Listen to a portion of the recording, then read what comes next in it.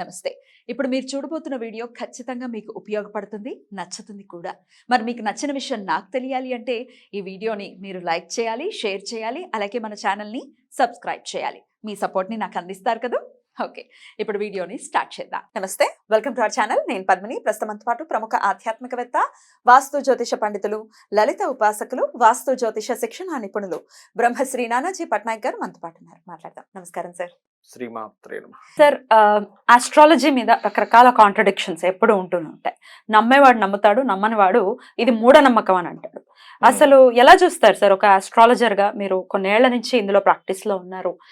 మూఢనమ్మకం అనే మాట మీ చెవిన పడితే ఒక ఆస్ట్రాలజర్ గా దాన్ని మీరు ఎలా చూస్తారు సార్? శ్రీమాత్రే నమః.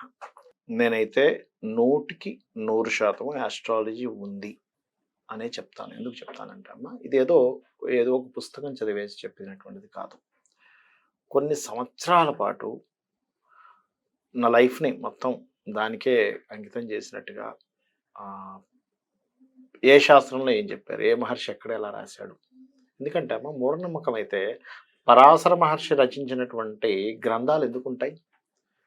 భృగు మహర్షి రచించిన గ్రంథాలు ఎందుకుంటాయమ్మా? పరాశరు రచించిందే కదా ఇవన్నీ కూడా. ఎందుకుంటాయి చెప్పండి? చాలా మంది ఏమంటారంటే కేవలం ఖగోళానికి సంబంధించిందే, పర్సనల్ చార్ట్కి సంబంధించింది కాదు అంటారు.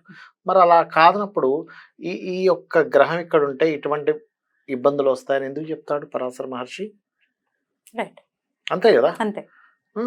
అలాగే మనకి రామాయణ మహాభారతాల్లో కూడా సీతాదేవిని ఎత్తుకు వెళ్ళిపోయినప్పుడు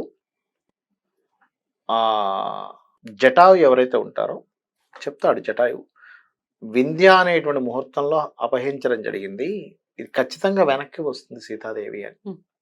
ఖగోళానికి సంబంధించింది అయితే ఇది ఎందుకు జరుగుతుంది ఒకసారి ఆలోచించండి. ఎగ్జాక్ట్లీ. ప్రస్తావన పదే పదే ఉంది. అటు పామిస్ట్రీకి సంబంధించి ఉంది, అంగశాస్త్రానికి సంబంధించి ఉంది, నిమిత్తం గురించి ఉంది. నిమిత్తాల గురించి అయితే రామాయణ మహాభారతంలో బోల్డన్ ఉన్నాయి, ఒకటి కాదు రెండు కాదు. అలాగే మనకు రామాయణ భారతాల్లో జాతక విశ్లేషణల గురించి, పర్సనల్ చార్ట్స్ గురించి చాలా అంశాలు వస్తాయి అందులో మనకి, రామాయణంలో కానీ మహాభారతంలో కానీ. వేదాల్లో లేదు మరి ఆస్ట్రాలజీ అని అంటారు. వేదాంగం కదా ఇది, ఎందుకు లేదు? వేదాంగమే కదా ఇది, వేదాంగం. నేను చెప్పేది ఒకటే, మీరు చాలా సింపుల్ గా ఇది మూఢనమ్మకమనం లేదో అనేయడం చాలా ఈజీ అమ్మ, చాలా ఈజీ. నేనేం చెప్తానంటే, ఒక ముక్కు మొహం తెలియని వ్యక్తి దగ్గరికి వెళ్ళి ఆ డేట్ ఆఫ్ బర్త్ కనుక పర్ఫెక్ట్ డేట్ ఆఫ్ బర్త్ ఉంటే అతన్ని చూడకుండానే, అంటే ముక్కు మొహం తెలియనటువంటి ఆ వ్యక్తిని చూడకుండానే డేట్ ఆఫ్ బర్త్ వేసి ఈ వ్యక్తి తత్వం ఇలా ఉంటుంది అని చెప్పొచ్చు. 100% చెప్పొచ్చు. ఈ వ్యక్తి ఆర్థిక పరిస్థితి అతని ధనాధిపతిని బట్టి చెప్పొచ్చు. అలాగే అతని ధనాధిపతిని బట్టి అతను ఏం చేసుకుంటే అతను ఆర్థికంగా అభివృద్ధి చెందుతారో చెప్పొచ్చు. అలాగే అతనికి ఒకటని కాదు, రెండని కాదు, అతని అన్ని దిశలు మంచివి, ఏ దిశలో ఉంటే బాగుంటే మంచిదని, అతనికి సంతాన అభివృద్ధి కలగాలంటే ఏం చేయాలని, అతనికి వివాహం అవ్వకపోతే ఏ అమ్మవారి నామాల్లో ఏం చేసుకుంటే బాగుంటుందని, ఇవన్నీ ఎందుకు వచ్చాయంటే శాస్త్రంలో నీకు నువ్వుగా చేసుకో. ఏదో జ్యోతిష్ శాస్త్రం అంటే ఒకరిని భయపెట్టడము, ఇంకోళ్ళని ఇచ్చేసుకోవడానికో కాదు. అయితే ఇవన్నీ ఇప్పుడు ఎందుకు తలెత్తుతున్నాయంటే ఈ మధ్య కాలంలో జరిగినటువంటి కొన్ని విషయాల వల్ల తలెత్తుతున్నాయి. ప్రెడిక్షన్స్ తప్పటం వల్ల ఎందుకు జరుగుతుందని చెప్తాను చూడండి. మనకేమవుతుందంటే వికీపీడియాలో ఏదో డేట్ ఆఫ్ బర్త్ తీసుకుంటారు, అది ఎంతవరకు కరెక్ట్ ఎంతవరకు రాంగ్ అనేటువంటిది చూసుకోవట్లే. ఇప్పుడు అదే రాజకీయవేత్త ఎదురుగా కూర్చొని నా డేట్ ఆఫ్ బర్త్ ఇది అని చెప్పని పక్కాగా దానికి ఆధారం పర్ఫెక్ట్గా ఉంటే కనుక మనం పర్ఫెక్ట్గా ఇవ్వచ్చు. ఏమవుతుంది, వికీపీడియాస్లోంచి తీసుకునేటప్పుడు, గూగుల్ నుంచి తీసుకునేటప్పుడు ఆ డేట్ ఆఫ్ బర్త్ మీకు కరెక్ట్ ఉండొచ్చు, రాంగ్ ఉండొచ్చు, ఆ టైం కరెక్ట్ ఉండొచ్చు, తప్పు ఉండొచ్చు. కొన్ని ఆధారాలు తీసుకొని అడుగుతున్నారు కదా, సరే మనం ఒకసారి ప్రెడిక్ట్ చేసి చూద్దాం అన్నప్పుడు తప్పుతుంటాయి. అది శాస్త్రం తప్పు కాదు, మనం తీసుకునే క్యాలిక్యులేషన్ తప్పు అంటారు. ఎందుకంటే ఒక మ్యాథమెటిక్స్ చేయడానికి ఒక ఫార్ములా ఉంటుంది, ఆ ఫార్ములా పర్ఫెక్ట్గా ఆ యొక్క మ్యాథమెటిక్స్గా సాల్వ్ చేయడానికి ఆ ఫార్ములా ఎలా అయితే పనిచేస్తుందో దీనికి కూడా ఇంతే. నువ్వు తీసుకోవాల్సినటువంటివి ఏవైతే మెథడ్ ఉందో దానికి సరైన డేట్ ఆఫ్ బర్త్, సరైన టైము తీసుకోకుండా ఉన్నప్పుడు ఇలాగే ఫెయిల్యూర్ అవుతుంది. ఇలా ఫెయిల్యూర్ అయినప్పుడు ట్రోలు చేస్తారు, కింద కామెంట్స్ పెట్టేవాడు పెడతాడు. నేనేమంటానంటే నిజంగా అలా ట్రోల్ చేసిన వాడు కానీ కింద కామెంట్స్ పెట్టేవాళ్ళు కానీ వాళ్ళు సత్యం చెప్తున్నారు, సత్యాన్ని ఒప్పుకోవాలి అంటాను నేను. నాకు ఎలా అనిపిస్తాడు అంటే కింద ఎవడైనా కామెంట్స్ పెట్టినా ట్రోల్ చేసినా నేను ఒకటే అనుకుంటా, సత్యం అంటే భగవంతుడు. భగవంతుడే సత్యం కదా. Yeah. మనము పూజ చేసినప్పుడు ఏ రకంగా అయితే అమ్మవారి చూస్తామో దేవతా మందిరంలో, ఆ ట్రోల్ చేసిన వాడు కానీ, అంటే పిచ్చి పిచ్చి ట్రోల్ చేసే వాళ్ళ గురించి మాట్లాడరు. బూతులు నిజంగా తిడుతూ సత్యం. ఉన్నారు కదా సార్, దాన్ని కూడా చీ చీ చీ, దాన్ని అలాంటివి కాదు. నేను ఒప్పుకోను. ఉమ్, ఉమ్, నిజంగా ఇప్పుడు కింద ఒక కామెంట్ పెడతారమ్మ ఎవరు, మీరు పలానా చెప్పారండి. నాకేమనిపిస్తుంది అంటే సత్యం చెప్తున్నాడు, అతను కూడా అమ్మవారి స్వరూపమే కామెంట్ పెట్టిన వ్యక్తి. ఉమ్, సరే సత్యం మాట్లాడుతున్నాడు అనుకుంటా, నేను అంతవరకే అనుకుంటా. ఉమ్. ఎందుకంటే తప్పు నువ్వు చేసినప్పుడు, నువ్వు గూగుల్లో ఉన్నటువంటి డేట్ ఆఫ్ బర్త్ తీసుకుని నువ్వు చెప్పేసినప్పుడు రిజల్ట్ అలాగే వస్తుంది. వస్తుంది, అక్యురేట్ గా రాదు కదా. అక్యురేట్ గా రాదు కదా. అదే నువ్వు పర్ఫెక్ట్ డేట్ ఆఫ్ బర్త్ ఎదురుగా మనిషో లేకపోతే నువ్వు ఫోన్ లో ఏదైనా అపాయింట్మెంట్ ఇచ్చి చెప్పినప్పుడు ఎందుకు కలుస్తుంది? ఉమ్, మరి ఇన్ని వేల జాతకాల్లో ఎందుకు ఎప్పుడో ఒకసారి చిన్న చిన్న మిస్టేక్స్ తప్పితే, అంటే అది కూడా ఏంటి, వాళ్ళ డేట్ ఆఫ్ బర్త్ లో ఏమైనా తేడా ఉన్నా, వాళ్ళ టైంలో లగ్న సంధి అంటారు, లగ్న సంధి అప్పుడే ఎండింగ్ డిగ్రీస్ లో సంధి Yeah. లగ్నం పడ్డం కానీ, ఎండింగ్ డిగ్రీస్ లో నక్షత్ర సంధి Yeah. పడ్డం కానీ జరిగినప్పుడు మార్పులు వస్తాయి. Yeah. అలాంటప్పుడు మాత్రం కించిత్ చిన్న చిన్నవి ఇదవుతాయి కానీ అది కాదు. ఇక నేనేమంటానంటే అమ్మా, ఇప్పుడు ఒక డాక్టర్ గారు ఒక ఆపరేషన్ ఫెయిల్ అయ్యారు. ఎగ్జాక్ట్లీ 100% గ్యారంటీ ఇస్తుందా సైన్స్? ఫెయిల్ అయినప్పుడు పాప అతను డాక్టర్ గారు Yeah. ఎంతో చదువుకొని పేషెంట్ మంచి చేయాలని చేస్తాడు. 100%. డాక్టర్ ఏం కావాలని ఫెయిల్ చేయడుగా. ఒకసారి ఏదో పాపం ఒక డాక్టర్ గారు ఒక 1000 కేసులు సరిగ్గా చేసి ఒక కేసును ఆ పేషెంట్కి ఏదో అయిందని డాక్టర్ నువ్వు నిందిస్తావా? గురువారెడ్డి గారిని ఇంటర్వ్యూ చేసినప్పుడు నేను ఇదే ప్రశ్న అడిగాను సార్. సార్ మీరు కూడా ఎప్పుడైనా ఏ డాక్టర్ అయినా ఫస్ట్ సంతకం పెట్టించుకుంటారు, మేము బాధ్యులం కాదు ఏదైనా జరిగితే, బికాస్ ఎవ్వరు దేనికి 100% గ్యారంటీ అనేది ఎవరు ఇవ్వలేరు. అంటే నేనేమంటానంటే ఒక డాక్టర్ పాపం ఆయన పేషెంట్ బాగుపడాలని చేస్తాడమ్మా. డెఫినెట్లీ. అయితే గురువారెడ్డి గారు చెప్పినటువంటి సమాధానము ఇన్ని మరి మీకు అవాంతరాలు కూడా ఎదురయ్యి ఉండాలి కదా, మొక్కిన చేతులే కొట్టిన సందర్భాలు కూడా ఉన్నాయి. ఉంటాయి. ఎందుకంటే మనం దేవతలమేం కాదు. Yeah. ఆ డాక్టర్ గారు ఎలా అయితే పాపం ఆ పేషెంట్ బ్రతకాలనో లేకపోతే బాగుపడాలనో చేస్తాడు.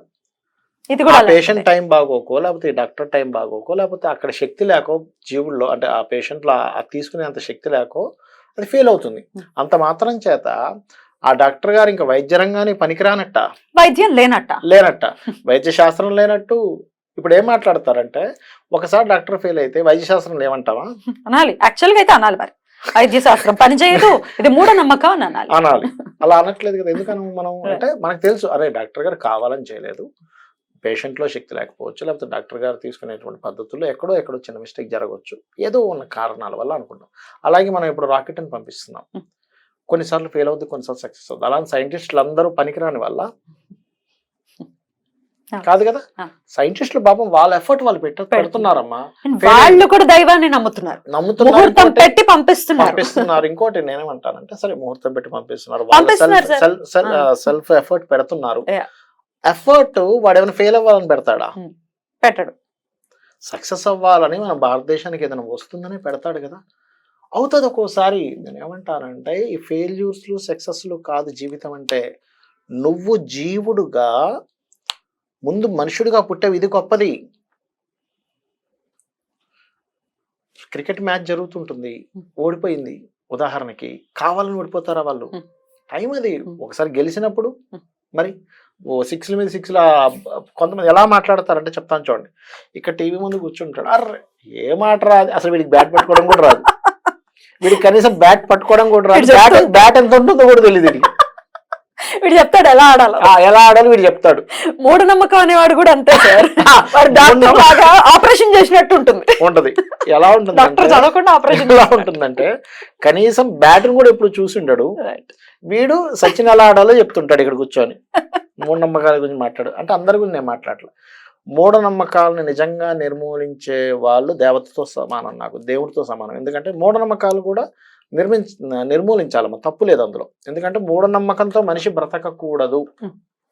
ఎలా అంటే ఈ రోజు నేను ఎర్ర చొక్కా వేసుకున్నా వర్షం పడిందని లింక్ పెట్టుకోకూడదు అంట. నేను శాస్త్రంలో ఏం చెప్పారు, మహర్షులు ఏం చెప్పారు, దాన్ని యాజ్ ఇట్ ఈజ్ గా తీసుకోండి. ఒక్కొక్కసారి ఒక డాక్టర్కో అతను ఎంత కృషి చేసినా, ఎంత మంచి డాక్టర్కైనా ఒక్కోసారి ఫెయిల్ అవుతుంది, ఎంత మంచి సైంటిస్ట్కైనా ఒక్కోసారి ప్రయోగం ఫెయిల్ అవుతుంటుంది, ఎంత మంచి మెకానిక్ అయినా ఒక్కోసారి అరే నిన్నే చేసాం సార్ ఎందుకు అయిపోయింది అంటే ప్రాక్టికల్గా చేశాడు కానీ ఎందుకు అయిపోయిందో అర్థం కాదు.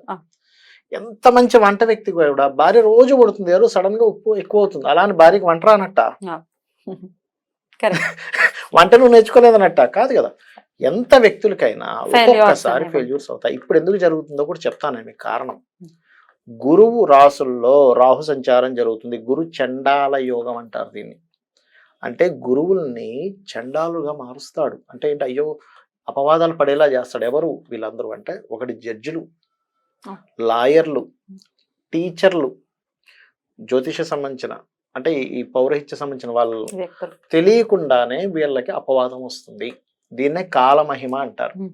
అలాంటప్పుడు మనం ఏం చేయాలి అంటే, మనం అంటే ఇన్ సెన్స్ అందరూ కూడా అంటే కేవలం వీళ్ళనే కాదు, జీవులందరూ కూడా ఏం చేయాలంటే పితృదేవతలను ఆరాధించాలమ్మా ఒకటి. రెండవది ఏమిటంటే దుర్గా ఆరాధన చేయాలి, దత్తారాధన చేయాలి, స్కందారాధన చేయాలి. Right. చేయాలి. చేస్తే ఈ ఎనర్జీ మనకు కంట్రోల్ అవుతుంది.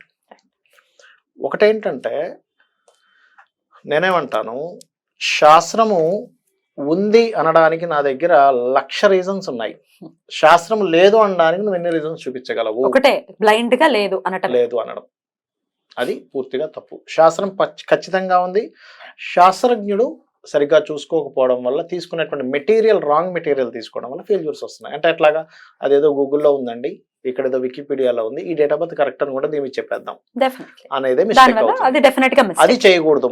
ఇక్కడ నుంచి అది చేయకూడదు అనేది మనం అర్థం చేసుకోగలగాలి. డెఫినెట్లీ. అది సార్ నా థాట్ ప్రాసెస్ ఒకసారి చెప్తాను సార్. ఇప్పుడు ఈ భక్తి రిలేటెడ్ ప్రోగ్రామ్స్ సుమారుగా కొన్ని వేల వీడియోస్ చేయడం జరిగింది. End of the day brain is everything అని మనం నమ్మాలి ఖచ్చితంగా. బ్రెయిన్ తోటే అన్ని జరుగుతాయి. పాజిటివ్ యాటిట్యూడ్ పెంపొందించుకున్న నెగటివిటీ దాన్ని మనం అట్రాక్ట్ చేస్తాం. సో నేను ఇప్పుడు అప్పులు తీరిపోవడానికి రకరకాల రెమెడీస్ చెప్తే అది పాజిటివ్ యాటిట్యూడ్ ని నింపుతుంది. నేను చాలా సార్లు చాలా వీడియోస్ లో చెప్పాను, ఈ రెమెడీ చేస్తున్నారు కదా అని ఇక్కడ చిల్లు పడిపోయి మీకు డబ్బులు పడిపోతాయి అని అనుకోవద్దు. ఒక కొత్త మార్గం దొరుకుతుంది అన్న థాట్ ప్రాసెస్ తోనే నేను వీడియోస్ చేయడం జరుగుతుంది. ఎవరినైనా అడిగినా కూడా అప్పులతో సతమతం అవుతున్న వాళ్ళు కొన్ని వేల మంది నేను మాట్లాడాను. వాళ్ళని ఒక్క 10% అయినా వాళ్ళు మారుతారు, వాళ్ళ జీవితాలు మారుతాయి. ఒక పాజిటివ్ యాటిట్యూడ్ తో మనం ముందుకెళ్తే ఎంతో కొంత మార్పు వస్తుంది. ఓహో నేను ఇది చేసుకున్నాను కాబట్టి నాకు ఏదో జరుగుతుందన్న ఇమాజినేషన్ ఉంటే జరిగి తీరుతుంది. That's called law of attraction. Exactly, law of attraction. ఎందుకమ్మా మనకి ఇప్పుడు అపర్ణాయే నమః మన శాస్త్రంలో ఉంది. అపర్ణాదేవిని కనుక మీరు స్మరించుకున్నట్లయితే అప్పులు తగ్గుతాయి. ఎలా తగ్గుతాయి అంటే లింక్ అపర్ణాయ నమః అనుకుంటున్నాం. మీ మైండ్ ఏం చేస్తుంది, అప్పులు ఎలా తగ్గాలనే దాని మీద పనిచేయడం స్టార్ట్ అవుతుంది. ఇప్పుడు నేను ఖర్చులు తగ్గించుకోవాలి, అప్పులు తగ్గాలంటే నేను ఇంకొంచెం శాలరీ ఎక్కడ హైక్ అవుతుందో అక్కడికి వెళ్ళాలి, నా బిజినెస్ పెంచుకోవాలనే దాని మీద థాట్ ప్రాసెస్ పనిచేస్తుంది. పనిచేసి వ్యక్తికి డబ్బులు ఎక్కువ వచ్చి అది క్లియర్ అవుతుంది. ఎన్ని వేల లక్షల మంది ఫోన్లు చేసి మెసేజ్ పెట్టేమండి, అపర్ణాయ నమః చేసుకున్నాక నాకు అప్పులు తీరేది, సంపత్కరి సమారుడు అమ్మవారు చేసుకుంటే నాకు ధనప్రాప్తి కొంతవరకు. పాజిటివ్ వైబ్స్ అనేవి తిరుగుతూ ఉంటాయి. వైబ్స్ డెఫినెట్ గా అది పని చేస్తుంది. ఎందుకంటే ఒక మంత్రం అనేటువంటిది ఏంటంటే, ఇక్కడ చాలా మంది అడుగుతుంటారు నన్ను, ఏమండి అది చేసుకుంటే ఎందుకు అవుతుంది అని. మీరు మనకి సైన్స్ లో కోడింగ్ అనేది ఒకటి ఉంటుంది. కోడింగ్ టైప్ చేస్తే అక్కడ చిత్రం వస్తుంది, అవునా?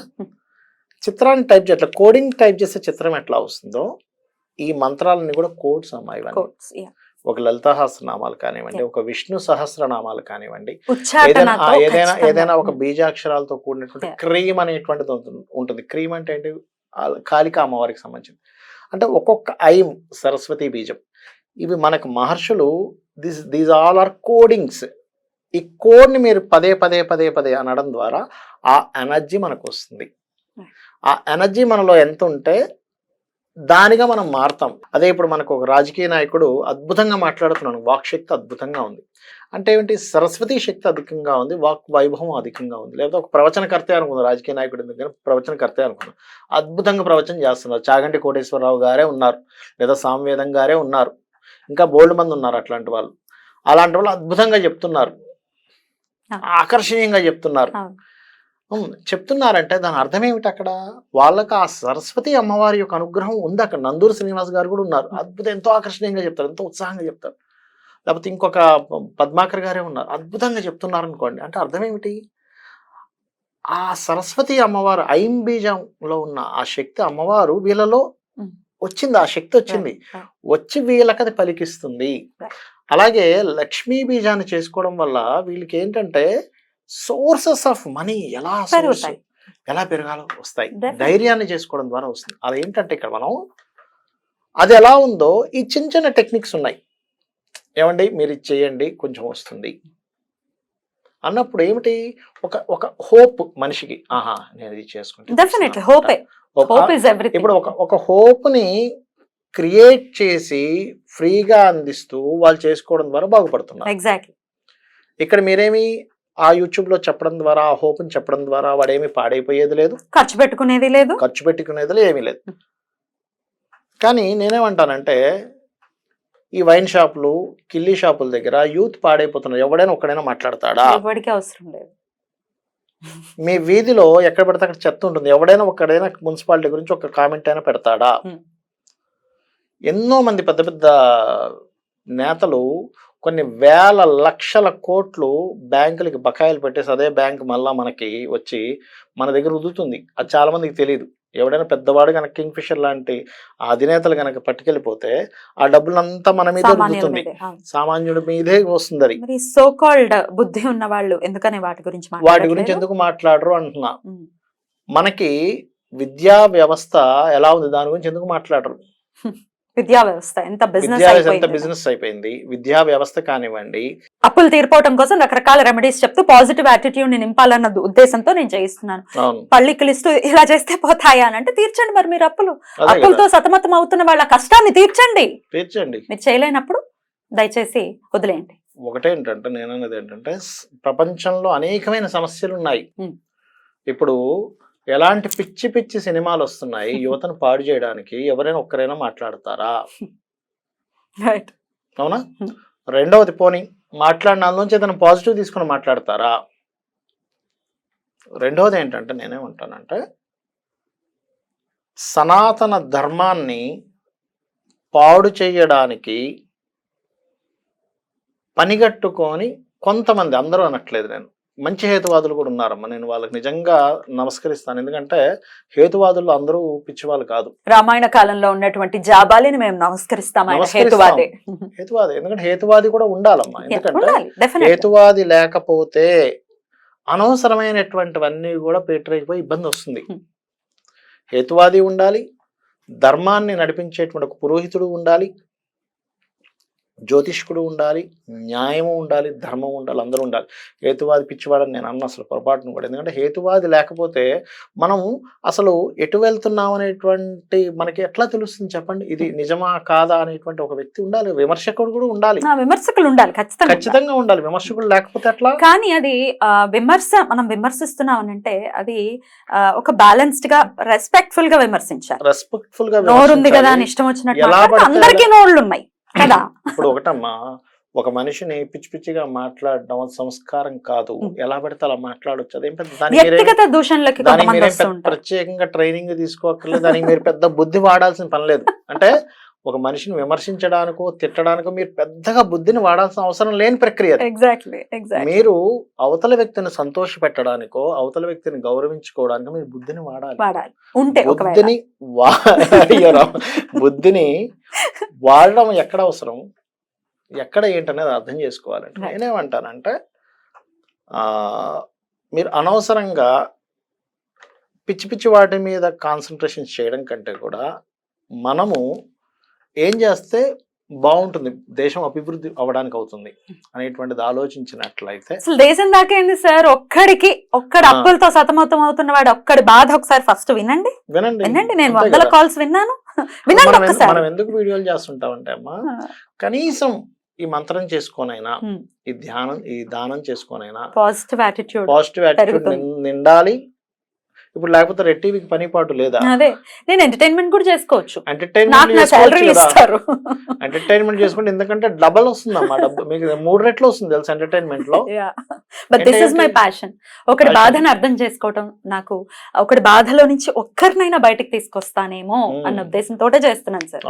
అందరూ అడుగుతున్నారు అసలు నువ్వు ఎంటర్టైన్మెంట్ ఏంటి, పెను మార్పు అని అడిగితే దిస్ ఇస్ ఒకటి బాధల్లో నుంచి బయట. అమ్మా నాకు మొన్న ఈ మధ్య నేను విష్ణు సహస్రనామం చదువుకుంటుంటే ఒక కాల్ వచ్చింది. అమ్మ మీరు చెప్పిన నంబర్, శ్రవంతి గారు చెప్పారు, ఆ నంబర్ నేను చేసుకున్న తర్వాత నాకు నా డబ్బులు వచ్చాయి, నాకు చాలా సంతోషంగా ఉంది అని అంటే వాడి కష్టం తీరింది అనే మాట ఉంది చూసారా, అది నాకు ఆనందాన్ని ఇస్తాను. నేను అదే చేస్తున్నాను. ఎందుకమ్మా ఇప్పుడు మనకి కాల్స్ లో వచ్చినప్పుడు చాలా మంది నాకు వచ్చిన కాల్స్ లో ఈ దాని ఏమంటారు ప్యాకెట్లు, ఫోన్లో ప్యాకెట్లు ఆడుతుంటారు. చాలా వస్తే నేను ఎంత చెప్తుంటానంటే, ఏమండి ఇవి మీకు శాశ్వతం కాదు, అది మీకు ఒక రోజు డబ్బులు రావచ్చు, 10 రోజులు డబ్బులు పోతాయి, మీరు రోడ్డు మీదకి వస్తారు, దయచేసి ఇలాంటివి నమ్ముకోకండి. మీ జాతకంలో ఇది ఉంది, మీరు రియల్ ఎస్టేట్ చేసుకోండి అద్భుతంగా డబ్బులు వస్తాయి, లేకపోతే ఇంకోటి చేసుకోండి అద్భుతంగా డబ్బులు వస్తాయి, లేకపోతే ట్యూషన్స్ చెప్పండి, 4 పిల్లల్ని పిలిచి స్లోగా ఆన్లైన్లో చేసుకోండి అంటే ఎంతోమంది మారారు తెలుసా అమ్మ. జాతకుడు ఏమైందంటే అమ్మ ఫోన్ చేశాడు, ఫోన్ చేసి ఏమంటే నేను చచ్చిపోదాం అనుకుంటున్నాను అన్నాడు. ఎందుకు బాబు అంటే నాకు గవర్నమెంట్ జాబ్ రాలేదన్నాడు. గవర్నమెంట్ జాబ్ రాకపోతే చచ్చిపోవాలని ఎక్కడ రాసి పెట్టుంది అని అడిగాను. అంటే అలాగా సార్ నేను ఎంతో హోప్ పెట్టుకున్నా ఎన్ని సంవత్సరాల నుంచి అన్నాడు. అంటే నేను అన్నాను అలా కాదు బాబు, గవర్నమెంట్ జాబ్ వచ్చిన వ్యక్తే బ్రతుకుతున్నాడు, అద్భుతంగా బ్రతుకుతున్నాడా, ప్రైవేట్ జాబ్ చేసుకునేవాడు ఎవడో బతకట్లేదని నువ్వు నాకేమైనా చూపించగలవా అంటే అలా ఏం లేదు సార్ అన్నాడు. మరి అలా ఏం లేనప్పుడు నువ్వు ఎందుకు చచ్చిపోవడం, గవర్నమెంట్ జాబ్ రావట్లేదని చేసుకోవచ్చు కదా. నీ జాతకంలో అసలు ప్రైవేట్ జాబ్ లో కొన్ని లక్షలు సంపాదించాలని ఉంది అంటే అది ఎట్లా బిలీవ్ చేయమంటారు సార్ అన్నాడు. అంటే నేనేం చేశాను అప్పుడు, 4th లార్డ్ కనుక 6-8 కాంబినేషన్లో పడి పలానా అంతర్దశలు వచ్చినప్పుడు ఎడ్యుకేషన్లో బ్రేక్ అయిపోతుంది ఆ సంవత్సరం. నీకు పలానా సంవత్సరంలో నువ్వు ఎడ్యుకేషన్ బ్రేక్ అయ్యి ఇంట్లో ఉన్నావా లేదా అన్న. అవునండి ఉన్నాను అన్నాడు. అంటే అది జరిగిందంటే ఇది కూడా జరుగుతుందని అర్థం కదా. అంటే ఒక హోప్. ఆస్ట్రాలజీలో ఎందుకు పాస్ట్ ప్రిడిక్షన్స్ చెప్తా ఉంటే అక్కడ ఒక ఎడ్యుకేషన్ బ్రేక్ అనో, లేకపోతే ఫాదర్కి అనారోగ్యం అనో, తల్లికి అనారోగ్యం అనో ఎందుకు చెప్తామంటే ఓకే జ్యోతిష్ శాస్త్రంలో ఆ గ్రహం ఆ కర్మ ఇచ్చినప్పుడు ఇక్కడ ఈ హోప్నిచ్చే కర్మ కూడా ఉంది. అంటే ఏమిటి, ఓకే నేను కష్టపడితే డబ్బులు వస్తాయి, నేను పలానా బిజినెస్ చేస్తే డబ్బులు వస్తాయి, నేను కొంచెం వెయిట్ చేయగలిగితే నాకు డబ్బులు వస్తాయి అనేటువంటిది. అంటే నేను అది ఎంతో కొంత నేను ఈ దారిద్రంలో కొట్టుమిట్టాడకుండా నేను ముందుకు వెళ్ళగలను అనేటువంటి ఒక బలం వస్తుందని చెప్తాం. ఎందుకంటే పాజిటివ్ చెప్తానే ఫ్యూచర్ది పనికి వస్తుంది కాబట్టి. అలాంటివి చెప్పి ఎంతమందికో అసలు మీరు నమ్మరు, అయ్యో నా దగ్గర కొన్ని 100 రికార్డులు ఉన్నాయి. ఇవన్నీ ప్రూవ్ చేసుకోవాల్సిన అవసరం ఏం లేదు. ఎవరికైతే లబ్ధి చెందాలో, ఎవరికైతే ఆ అవసరం ఉందో వాళ్ళు డెఫినెట్ గా సపోర్ట్ ని తీసుకుంటున్నారు. అంటే చాలా హ్యాపీగా వాళ్ళ లైఫ్ ని లీడ్ చేస్తున్నారు. అయితే నేను చెప్పేది ఒకటే, ఇప్పుడు నేను అనేది ఏంటంటే అమ్మ, కాలం ఎలా ఉందో దాన్ని పరిశీలించుకొని వెళ్ళాలి. ఎవరు జడ్జిలు, లాయర్లు, ఈ పురోహితులు కావచ్చు, అంటే గైడ్ చేసేటువంటి రంగాల్లో ఉన్న వాళ్ళు. ఎందుకంటే అమ్మ ఇప్పుడు రాహు మీనంలో ఉన్నాడు, మీరు అనొచ్చు అదేమిటంటే రాహు మీనంలో మనం ఎందుకు ఇది అవ్వాలని. అయితే సార్ ఆ మాటకొస్తే అసలు రాహు కేతువు లేనే లేవు అంటారు, కానీ నోట్స్ ఉన్నాయి, కక్షలో తిరుగుతున్నటువంటి నోట్స్ ఉన్నాయి. చెప్తానండి, రాహుకేతువు లేననే వాళ్ళకి ఒకటే విషయం చెప్తాను. రాహు అంటే ఆస్ట్రాలజికల్ గా సింహరాశిలో ఉన్నప్పుడు ఎందుకు ఆ వ్యక్తి ఎదగట్లేదు, రాహుశనులు కలిసి సింహరాశిలో ఉన్నప్పుడు ఎందుకు ఎదగట్లేదు అని అర్థం చేసుకోవాలి. రాహుకేతువుల కాంబినేషన్స్ లో అన్ని గ్రహాలు పడ్డప్పుడు ఎందుకు అతను లైఫ్ స్తంభించిపోతుంది, దాని మీద స్ట్రక్ అవుతుంది అనేటువంటిది ఒక 10,000 జాతకాలు తీసుకుంటే మీకు అర్థమవుతుంది. అదేవిధంగా అంటే నేనేమంటానంటే ఇప్పుడు రాహు మీనంలో ఉన్నప్పుడు మనకి మన నీతి శాస్త్రాలు కొన్ని విషయాలు చెప్తున్నాయి. రామాయణంలో ఆంజనేయ స్వామి మేఘనాథుడు విజృంభిస్తాడు. ఒక రోజు విజృంభించినప్పుడు ఆంజనేయ స్వామి ఏం చేస్తాడంటే ఈ రోజు మనం ఏమీ చేయకూడదు, పక్కకి వెళ్ళిపోదాం, రేపు వద్దాం అంటాడు. అదే కూడా అంతటా ఆంజనేయ స్వామి కూడా పక్కకి వెళ్ళిపోయాడు ఏమిటి ఆ రోజు అంటే, ఆ రోజు మేఘనాథుడు రోజు, ఆ రోజు మనం కొంచెం జాగ్రత్తగా ఉండాలి అని. ఎలా అయితే ఆంజనేయ స్వామి మనకు రామాయణంలో అనీతిని నేర్పించాడు కాబట్టి మేఘం అంటే ఎవరో కదా రాహువే. ధర్మం మీద అతని యొక్క ప్రభావం చూపిస్తూ ఉంటుంది. ఇది ఇంకా తక్కువ చూసారు, ఇంకా చాలా జరగనున్నాయి వీటి మీద. సీరియస్ గా చాలా జరగనున్నాయి. చాలా జాగ్రత్తగా అందరూ ఉండాలి. పితృదేవతలకు చేసుకోవాలి. ఇలా ఉన్నప్పుడు దుర్గా అమ్మవారిని ఎక్కువగా ఆరాధన చేసుకోవాలి, చండీ పారాయణం చేసుకోవాలి, కాల భైరవుణ్ణి, కాళికా అమ్మవారిని ప్రార్థన చేసుకోవాలి ఈ సమయంలో. జ్యోతిషాస్త్రం అది చెప్తుంది. అయినా ఒకడికి మంచి జరగాలన్న ఉద్దేశంతో చేస్తున్నాను సార్, మనకి భగవంతుడే రక్ష. వాళ్ళు వీళ్ళు ఉండాల్సిన అవసరం లేదు. బట్ పర్టికులర్ గా మీకు మీరు సబ్జెక్ట్ తెలిసిన వాళ్ళు ఇందులో ప్రాక్టీస్ లో ఉన్నారు, you are the right person to ask అని నేను అడిగిన వెంటనే మీరు ఒప్పుకున్నారు. ఇందులో ఒక యూనిటీ కూడా ఖచ్చితంగా లోపించేటటువంటి పరిస్థితి ఎప్పుడు ఉంటుంది. ఇందులో మన దాకా రాలేదు కదా, మనల్ని తిట్టినప్పుడు చూద్దాంలే అని అనుకునే వాళ్ళు కూడా చాలా మంది ఉంటారు. ఆశ్చర్యం అనిపిస్తుంది. సబ్జెక్ట్ ని తిట్టినప్పుడు మాట్లాడాల్సిన అవసరం అంటున్నారు కాబట్టి నేను మాట్లాడుతున్నా. ఎందుకంటే ఒకటి, నువ్వు లేదు అనడం చాలా ఈజీ తల్లి, ఉంది అనడానికి చదువుకోవాల్సి ఉంటుంది. చదువుకోవాలి. ఇప్పుడు బ్లడ్ అంతా రెడ్ గానే ఉందండి, గ్రూపులు అంటారు ఏమిటి, అన్ని ఎర్రగానే కనిపిస్తున్నాయా, మీ కళ్ళకి కనిపించట్లేదా, అంత అందులుగా మారిపోయారా మీరు, అన్ని రెడ్ గా కనిపిస్తుంటే మీరు ఇంత మూఢత్వంలో ఉంటే ఎలా అంటే డాక్టర్ పిచ్చోళ్ళారా, దాన్ని టెస్ట్ చేయండి, గ్రూపులు ఉన్నాయిరా, లోపలికి వెళ్తే వేరే ఉంటుంది, నేను ఒకదానికి కూడా ఎక్కించుకుంటున్నా అంటారు. బి పాజిటివ్ ఒకసారి ఒక చుక్క వెళ్ళని. అయ్యో నాకు బ్లడ్ అంటే గుర్తుకొచ్చింది. నాకు ఏమైంది తెలుసా అమ్మ, ఒకసారి నేను 20 ఏళ్ల వయసులో ఉన్నప్పుడు బ్లడ్ టెస్ట్ చేయించుకున్నాను, నా గ్రూప్ ఏంటో తెలుసుకున్నాను. బి అని చెప్పారు. బి పాజిటివ్ అని చెప్పారు. డెఫినెట్లీ మీది బి పాజిటివ్ చెప్తానండి బి పాజిటివ్ సర్టిఫైడ్ కూడా ఇచ్చారు నాకు. బషీర్ బాగుల ఈ సెంటర్ కూడా నేను చెప్తా, ఇప్పుడు అది ఉందో లేదో చాలా కాలం క్రితం. బషీర్ బాగులు నేను ఇంకా నమ్ముతూ వచ్చాను నాది బి పాజిటివ్ అనుకోని. మా మేనత్తకి ఒకసారి హాస్పిటలైజ్ అయితే నేను రక్తం ఇద్దామని వెళ్ళాక అతను రక్తం ఇచ్చాక వాళ్ళు ఒక రిపోర్ట్ ఇస్తారు, ఇదేం నాది ఓ కాదయ్యా, నాది బి అన్న. లేదు సార్ మీది ఓ ఆగండి అని మళ్ళీ ఇంకోసారి టెస్ట్ చేశాడు, ఓ పాజిటివ్. ఎలా అయిందమ్మా అది, సంథింగ్ టెక్నికల్ గా ప్రాబ్లం ఏదో తప్పైంది. నేను ఏమంటానంటే సంతోషం సార్, అంటే మీరు ఆ బ్లడ్ మీ ఓ పాజిటివ్ అయితే మీ బ్లడ్ ఆవిడకి ఎక్కించచ్చు, కానీ ఆవిడ ఒకవేళ మీరు బి అయి ఉండి ఆవిడ ఏ బి అయి ఉంటే అంతే పరిస్థితి ఏంటి అసలు. అలా ఏంటంటే బయట నుంచి చూసేసి అన్ని రెడ్ గా కనిపిస్తున్నాయి కదా, మీరు అసలు ఏమిటి, అసలు మీరు కనబడుతున్న సత్యాన్ని చూడండి అనుకుంటే కాదు, లోపల నిగూఢంగా ఇంకోటి ఉంటుందని మనం అర్థం చేసుకోవాలి. అంతే సార్, డెఫినెట్లీ. చాలా అద్భుతంగా తెలియజేశారు సార్. సబ్జెక్ట్ చాలా చాలా అపారమైనటువంటి గొప్పది. డెఫినెట్ గా దాన్ని నువ్వు వినియోగించుకుంటే డెఫినెట్ గా నీకు హెల్ప్ అవుతుంది. వినియోగించుకోనంత మాత్రం అది లేదు అని కాదు, నీకు కనపడకపోతే లేదని కాదు. మూఢత్వంలో కూడా మూఢత్వాలు అంటే ఏంటో కూడా చెప్తాను చూడండి. మూఢత్వం అంటే ఏమిటంటే చెప్తాను చూడండి. ఈ రోజు నాకు బాగాలేదు అని అనుకోవడం మూఢత్వం. ఈ రోజు బాగోపోవడం ఏంటి, భగవంతుని తలుచుకొని స్టార్ట్ చేయి, ఎందుకు బాగోదు అనుకోవడం ఇస్ పాజిటివ్ యాటిట్యూడ్. సూర్యుడిలో సకల దేవతల్ని చూడని వాడు సూర్యుడికి మొక్కడానికి అర్హుడు కాదని చెప్తాడు శాస్త్రంలో. సకల దేవతలు సూర్యుడిలో ఉంటారట. నువ్వు సూర్యుడిని నమస్కరించుకొని చెయ్యి, నీకెందుకు కాదు, ఆ సూర్యుడిని నిన్ను నడిపిస్తాడు. అది మూఢత్వం అంటాను. నాకు ఈ రోజు పని చేయదేమో, నేను ఈ రోజు ఏ పని చేయలేనేమో, అది మూఢత్వం. గుర్తుపెట్టుకోండి. శాస్త్రాల్లో ఏం చెప్పారంటే ప్రతిరోజు మంచి రోజే, కానీ ఈ రోజు నీకు దేనికి పనికి వస్తుంది. ఇక్కడ ఏ నక్షత్రము చెడ్డది కాదు, ప్రతి నక్షత్రం మంచిదే, కానీ ఆ నక్షత్రం దేనికి పనికి వస్తుంది. ఇప్పుడు ఒక ఆఫీస్లో 10 మంది ఉంటారు, ఒక్కొక్కరు ఒక్కో టెక్నికల్ గా, ఆ టెక్నీషియన్ దేనికి పనికి వస్తాడు, అందుకని అసలు పనికి రావడం కాదు ఆ వ్యక్తి.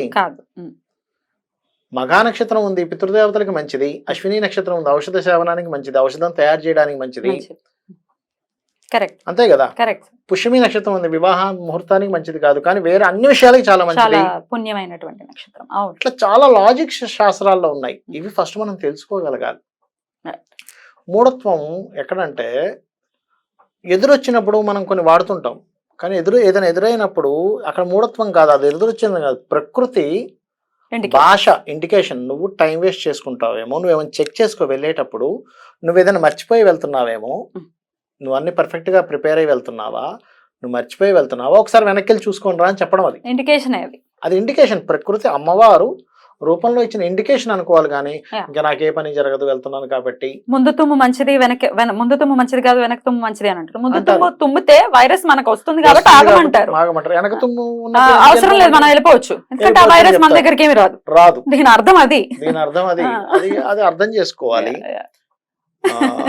మనకి వైరాగ్యమే ఇదైతే శ్రీకృష్ణ పరమాత్మ అంటే మన పురాణాలు ఎలాంటివంటే వైరాగ్యము ఇవే గనక గొప్పవైతే, మొన్న ఒకతను ఎవరో నాకు ఒక ఇది వచ్చింది, అంటే అనుకోకుండా వచ్చిన సందర్భం చెప్తున్నా చూడండి. భార్యాభర్త, భార్య చెప్తుందట ఏమని, ఇంటి బాధ్యతలు కూడా చూసుకోవాలి, నువ్వు ఎంతసేపు దీంట్లోనే ఉండడం కాదు అంటే, లేదు నేను ఇంట్లో ఉండేటువంటివి కాదు, నేను ఎంతసేపు ఈ భగవద్గీతలోనే ఉండిపోతానని. ఆవిడ నాకు ఫోన్ చేసింది, అట్లా కాదమ్మా అంటే కృష్ణ కాన్షియస్నెస్ అని. అంటే అతనికి నేర్పిన అతను పూర్తిగా నేర్పలేదు కృష్ణ కాన్షియస్. చాలా బ్యూటిఫుల్ గా మాకు తెలియజేశారు సార్. పోలంత కన్ఫ్యూజన్ అయితే ఖచ్చితంగా ఏర్పడింది కాబట్టి ఎవరి నమ్మకాలు వాళ్ళని వదిలేస్తే, వాళ్ళ అందరి బ్రెయిన్స్ చాలా చాలా పవర్ఫుల్. నేను ఇందాక అన్నట్టుగా బ్రెయిన్ ఈజ్ ఎవ్రీథింగ్, దాన్ని వదిలేస్తే బెటర్.